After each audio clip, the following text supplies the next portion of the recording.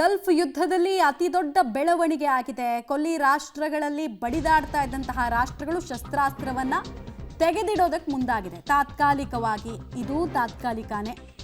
ಕದನ ವಿರಾಮ ಘೋಷಣೆಯಲ್ಲಿ ಅತಿ ದೊಡ್ಡ ಪಾತ್ರವನ್ನು ವಹಿಸಿದ್ದು ಪಾಕ್ ಅಂತ ಹೇಳ್ಕೊಳ್ತಾ ಇದೆ. ಸಂಧಾನ ಮಾಡುವಲ್ಲಿ ಪಾಕಿಸ್ತಾನ ಯಶಸ್ವಿ ಆಗಿದೆ ಅಂತ ಅವರು ಕ್ಲೇಮ್ ಮಾಡ್ತಿದ್ದಾರೆ. ಇದರ ಬೆನ್ನಲ್ಲೇ ಹೊಸ ವಿವಾದವೊಂದು ಸೃಷ್ಟಿಯಾಗಿದೆ. ಏನದು ಹೇಳ್ತೀವಿ.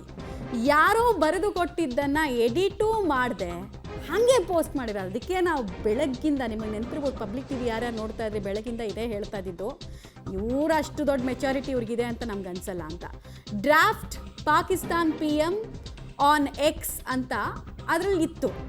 ಆಮೇಲೆ ಅದನ್ನು ಹಾಗೆ ಕಟ್ ಕಾಪಿ ಪೇಸ್ಟ್ ಮಾಡಿದೆ ಪಾಕಿಸ್ತಾನ. ಅದರಲ್ಲೂ ಪ್ರಧಾನಿ ಟ್ವೀಟ್ ಹ್ಯಾಂಡಲ್ನಲ್ಲಿ ಕಟ್ ಕಾಪಿ ಪೇಸ್ಟ್ ಆಗಿರೋದು.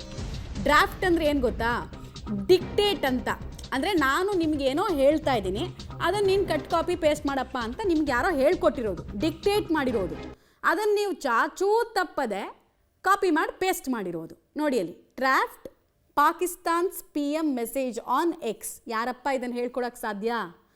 ಅಫ್ಕೋರ್ಸ್ ಅಮೇರಿಕಾನೇ. ಅವ್ರು ಹೇಳ್ದಂಗೆ ತಾನೇ ಇವ್ರು ಕುಣಿಯೋದು. ಇನ್ಯಾವುದೋ ದೇಶದವ್ರು ಬಂದು ಪಾಕಿಸ್ತಾನ್ PMಗೆ ಹಿಂಗೆ ಮೆಸೇಜ್ ಡ್ರಾಫ್ಟ್ ಮಾಡಿ ಅದು ಈ ಹೊತ್ತಲ್ಲಿ ಅಂತ ಹೇಳ್ತಾರಾ? ಅಲ್ವೇ ಅಲ್ಲ. ಓಡಾಡ್ತಿದ್ದವ್ರು ಯಾರು? ನಾವು ಬಿಳಿ ಪಾರಿವಾಳ ಅಂತ ಪಾಕಿಸ್ತಾನ. ಯಾರು ಜೊತೆ ಕಾಣಿಸ್ಕೊಳ್ತಾ ಇದ್ರು ಅವರು? ಅಮೇರಿಕಾದವ್ರ ಜೊತೆಗೆ. ಹೀಗಾಗಿ ಡ್ರಾಫ್ಟ್ ಅನ್ನೋದನ್ನು ಎಡಿಟ್ ಮಾಡಿಲ್ಲ. ಆಮೇಲೆ ತಕ್ಷಣಕ್ಕೆ ಎಚ್ಚೆತ್ಕೊಂಡು ಇವರು ಅದನ್ನು ಡಿಲೀಟ್ ಮಾಡಿದ್ರು, ಅಂದರೆ ಎಡಿಟ್ ಮಾಡಿದ್ರು ಈ ಪೋಸ್ಟನ್ನು. ಅಷ್ಟರಲ್ಲಾಗಲೇ ಈ ಸ್ಕ್ರೀನ್ಶಾಟ್ಗಳು ಎಲ್ಲ ಕಡೆ ವೈರಲ್ ಆಗ್ತಾ ಇತ್ತು.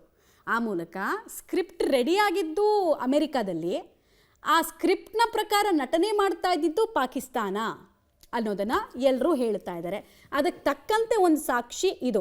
ಯಾರೋ ಹೇಳಿಕೊಟ್ಟಿದ್ದನ್ನು, ಯಾರೋ ಬರೆದು ಕಳಿಸ್ಕೊಟ್ಟಿದ್ದನ್ನು ಕಣ್ಣು ಮುಚ್ಕೊಂಡು ಅಟ್ಲೀಸ್ಟ್ ಇದನ್ನೊಂದು ಸೀಕ್ರೆಟ್ ಆಗಾದರೂ ಇಡಬೇಕಾಗಿತ್ತಲ್ವ? ಅಷ್ಟೆಲ್ಲ ಮೆಚುರಿಟಿ ಇಲ್ಲ. ಅದಕ್ಕೆ ನಾವು ಹೇಳಿದ್ದು ನಿಮಗೆ, ಅಷ್ಟು ಮೆಚುರಿಟಿನೂ ಇಲ್ಲ, ಅಷ್ಟು ಬುದ್ಧಿನೂ ಇಲ್ಲ. ನಾವು ಅಂಥದ್ದನ್ನೆಲ್ಲ ಎಕ್ಸ್ಪೆಕ್ಟ್ ಮಾಡೋಕ್ಕಾಗಲ್ಲ ಅಂತ. ಈ ಮೂಲಕ ಮುಜುಗರ ಆಗ್ತಾ ಇದೆ ಅಮೆರಿಕ ಮತ್ತು ಪಾಕಿಸ್ತಾನಕ್ಕೆ.